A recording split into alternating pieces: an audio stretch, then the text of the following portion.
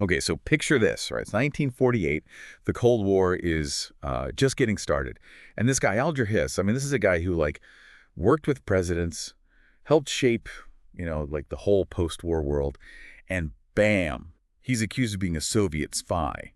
Talk about a plot twist, right? Yeah, it's incredible. So that's the mystery we're going to try to unravel today, right? We're doing a deep dive into this case that, I mean, divided the nation. And people are Yeah. still arguing about it. Was Alger Hiss a traitor or was he a victim? Well, I think one of the things that makes this case so fascinating is it really gives you a look into like this world it's on edge, right? It's the beginning of the Cold War. The threat of communism felt very real to people. And it was really easy to kind of blur the lines between, loyalty and suspicion. So we're going to be using some excerpts from this podcast, stuff you missed in history class to sort of guide our deep dive. I love that podcast. So we're going to unpack all these accusations against Hiss. We're going to meet the guy who accused him, and we're going to look at all this evidence, right? And I mean, even decades later, we're still left with more questions than answers. It's crazy. So let's start at the beginning. Who was this guy, Alger Hiss? Well, on paper, at least, he was like, Alger Hiss.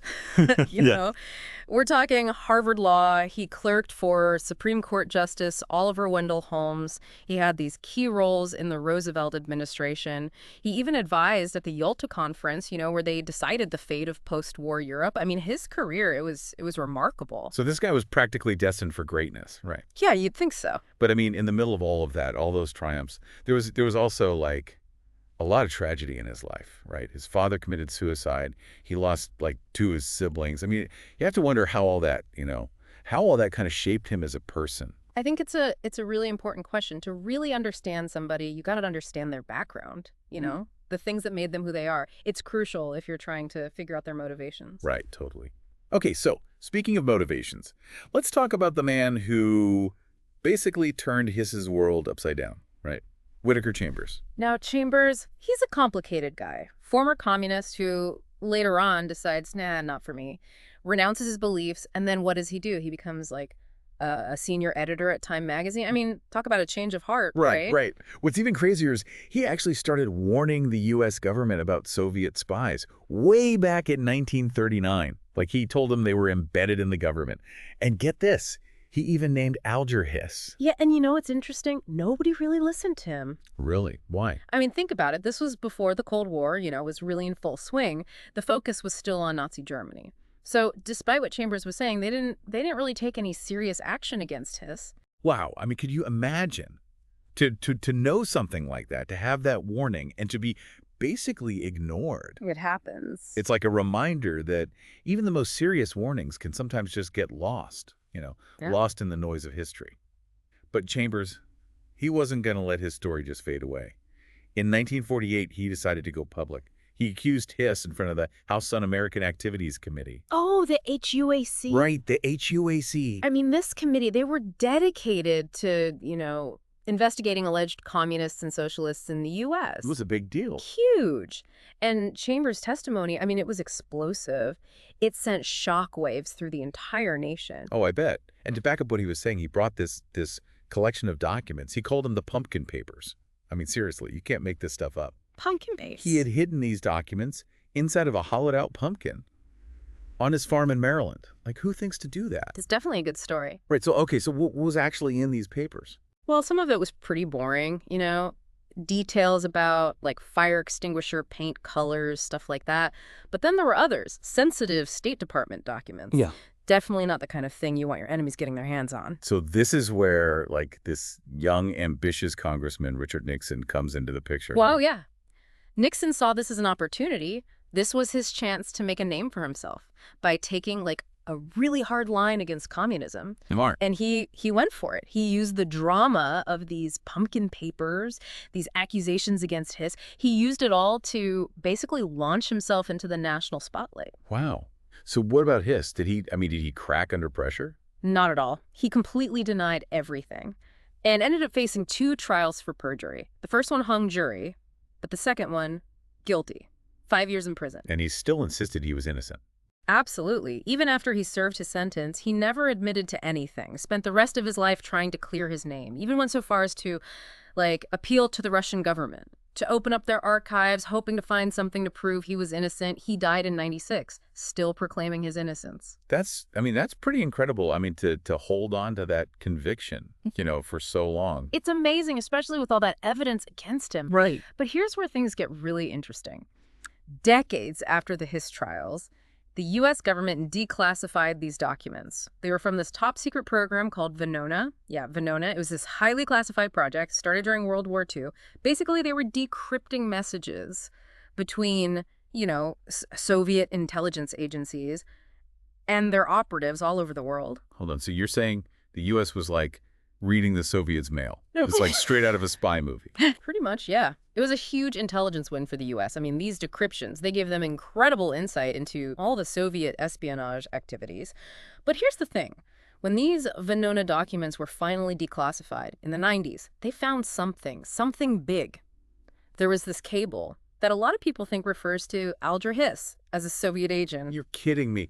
So wait, decades after Hiss was convicted, new evidence comes out? That seems to, back up what Chambers was saying all along. This changes everything. It definitely adds another layer to this whole story. This Venona cable, it mentions someone with the code name ALES who was operating within the U.S. government. And the details line up with Hiss's role at the Yalta conference. So case closed, right? Hiss was guilty. Well, not so fast. It's not quite a smoking gun. History is rarely that simple. Even with this new evidence, there are still a lot of questions. And, counter-arguments. Like what? What kind of counter-arguments? Yeah. Well, first of all, not everyone agrees on how to interpret that Venona cable. Some people say that ALEs could refer to someone else entirely, that the details are too vague to definitively say it's Hiss.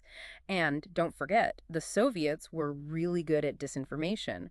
What if this cable was like a deliberate attempt to mess with the U.S. government, to sow confusion and distrust? Yeah, I see what you mean. It's definitely a reminder that we shouldn't jump to conclusions, especially when it comes to, intelligence and stuff. For sure. And we should also look at the work of John Lowenthal. He was one of Hiss's lawyers, and he pointed to a different Venona cable. That, he said, actually supported Hiss's innocence. Wait, hold on. You're saying there's a Venona cable that points to Hiss being innocent. How does that work? Well, this particular cable, it actually mentions Hiss by name. And it seems to imply that the Soviets didn't really have a strong connection with him. Lowenthal argued that if Hiss was really a spy, the Soviets wouldn't have mentioned him so openly in their secret communications. It would have been too risky. So we have these Venona cables. Some seem to say Hiss was a spy. Others hint that he was innocent. It's like trying to solve a puzzle.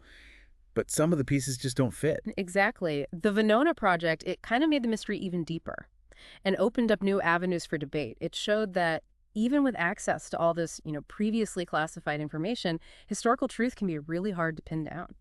Man, this is why I love deep dives like this. They really make you challenge your assumptions, and they remind you that history isn't always like a neat and tidy story. It's messy, Yeah. full of contradictions and things that just don't make sense. Absolutely. And it's those ambiguities that keep us coming back to these historical puzzles. The Alger Hiss case, it might not have easy answers, but it gives us this really powerful lens to examine the anxieties, the paranoia, and let's be honest, the political maneuvering that defined the early Cold War. You mentioned political maneuvering, and it's hard to ignore, the role that Richard Nixon played in all of this. He basically used the Hiss case to build his own political career. He capitalized on people's fear of communism. Yeah, Nixon's role, it's crucial to this whole story. His relentless pursuit of Hiss, the whole dramatic presentation of the pumpkin papers, it all helped create this image of him as this, staunch anti-communist crusader, which eventually helped him win the presidency years later. It's almost like a how-to guide for using fear and suspicion to gain power. And it's still happening today. It is. It's a really good point. The Hiss case is like this warning about how easy it is for people to get caught in the middle of political ambitions and how fear can be used as a weapon. And it shows how important it is to have a free press, to keep those in power in check, and to hold them accountable. Absolutely. A strong press is essential for a healthy democracy. It helps make sure that justice is served and that ultimately the truth comes out. Speaking of justice, there's another really interesting part of this case. So we haven't talked about yet, the whole thing with the Woodstock typewriter. Do you remember that? Oh, yeah, of course. After Hiss was convicted, his lawyers made this crazy claim. They said that the typewriter used to create some of the pumpkin papers, the one that supposedly belonged to Priscilla Hiss, Alger's wife. They said it had been tampered with, that it was a fake. Wait a minute, you're telling me someone went through all that trouble to forge an entire typewriter just to frame Alger Hiss? That seems pretty elaborate. I know, right? But they actually presented some pretty compelling evidence. They pointed out these inconsistencies in the typeface, spacing issues that didn't match the known characteristics of the Woodstock typewriter. So did they get a new trial? Did the judge believe them? Nope. Despite all their efforts, the judge denied their motion for a retrial based on the typewriter evidence. That's kind of disappointing. It makes you think about how often important evidence gets overlooked or dismissed in court cases. It does raise some serious questions about, how reliable the justice system really is and the possibility that innocent people are sometimes convicted. Even with the best intentions, mistakes happen. And the truth can sometimes stay hidden. That's a sobering thought. That even in a country that's supposed to be all about justice and fairness, the system can still get it wrong. But going back to the typewriter forgery, if it did happen, who would have done it? Who had the means and the motive to pull something like that off? That's the million-dollar question. Some people think it could have been people within the FBI or other intelligence agencies who were determined to see Hiss convicted no matter what. Others think it might have been anti-communist groups operating outside of the government. We might never know for sure. It's like a puzzle within a puzzle. Yeah. A secret hidden inside of another secret. Just adds to the whole mystery of the Alger Hiss affair. It really makes you wonder how much we can ever really know about the past, especially when you're dealing with, secrets and political stuff. It's like we're trying to put together this puzzle, but some of the pieces are missing, and others might be, fake. But that's what makes history so interesting, right? Oh, absolutely. It's this constant process of discovery and trying to figure things out. Exactly. And the Alger Hiss case, it's a perfect example of that. How new evidence, new ways of looking at things can totally change what we thought we knew. It reminds us that we should always be questioning, Never just take things at face value. Okay, so we've covered a lot of ground today. We talked about Hiss's rise to power, the accusations, the pumpkin papers, the Venona project, even that whole thing with the typewriter. It's been a wild ride. It really has. And I think it's important to zoom out for a second and look at the bigger picture. The Alger Hiss case, it wasn't just about one man. It was part of this much bigger thing happening in America, the Second Red Scare. Oh, right, after World War II. Exactly. There was so much fear and paranoia about communists, McCarthy's witch hunts, blacklisting people. It was a really dark time. Yeah, it's scary to think about. And the Hiss case, with all the drama and intrigue, it became a symbol of that whole era. It played right into people's anxieties and gave legitimacy to those who wanted to get rid of anyone who was even suspected of being a communist. It's chilling to think about how easily people can get caught up in that kind of mass hysteria. How accusations can turn into convictions without any real proof or fair trials. Absolutely. It's a cautionary tale. It shows us that we're not immune to that kind of thinking even today. Whenever we see fear and division being used for political gain, whenever we see people's rights being eroded in the name of security, we need to remember what happened in the past. Totally. We have to be careful. We have to protect our freedoms and make sure that justice is served. Couldn't agree more. Yes. So after this deep dive into the Alger Hiss case, what are you left with? Any big takeaways, lingering questions? That's a good question. I think for me, it's about the power of secrets, how they can shape people's lives and even change the course of history. The Hiss case is a perfect example of that. Even after all these years, even with all the information that's come out, we're still asking the same questions. Was Hiss a spy? What were his motivations? Will we ever really know the truth? I think that's a really profound insight. The Hiss case shows us that history is rarely clear-cut. There are always unanswered questions, gray areas. And it's up to us to wrestle with that complexity, to keep asking questions and to look at things from different perspectives. So as we wrap up today, I want to leave our listeners with this thought. Don't just accept the official story, the easy answer. Dig deeper, question what you hear, and come to your own conclusions. I love that. And remember, searching for the truth is a journey. There's always more to learn, more to discover. Well, that's all the time we have for today. But join us next time for another deep dive. We'll be exploring another fascinating topic and hopefully challenging your assumptions along the way. Until then, keep exploring, keep learning, and keep thinking critically. We'll see you soon.